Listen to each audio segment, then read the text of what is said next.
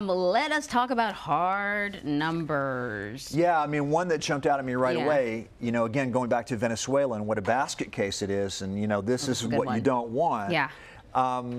Oil-producing countries, manage their books to varying degrees of success. And so, for example, we know the Brent oil price is about $77 a barrel right now. Now, Russia has managed its money fairly well. So in order to balance its federal budget, Russia just needs oil to sell for $40 a barrel.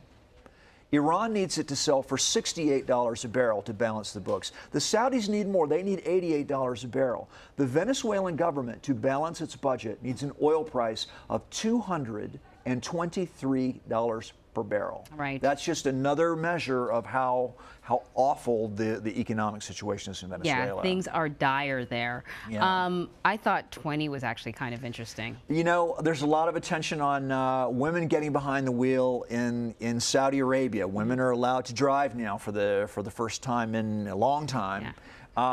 And I wrote a piece on that last week, saying, talking about how this is going to bring up a lot of social issues because a lot of husbands and fathers aren't going to want their, Right. the women in their household to drive. Wrote about that. And we got a really interesting note from a signal reader who is a woman who has driven in the Middle East and says, listen, Saudi drivers are insane. Right. Saudi women, be very careful trying to drive in this country. What I discovered was there are 20 fatalities on the roads of Saudi Arabia every day. That's crazy. In a country that doesn't have that many drivers. Right. And in fact, the average of fatal accidents in Saudi Arabia on the road is more than double the global average per capita.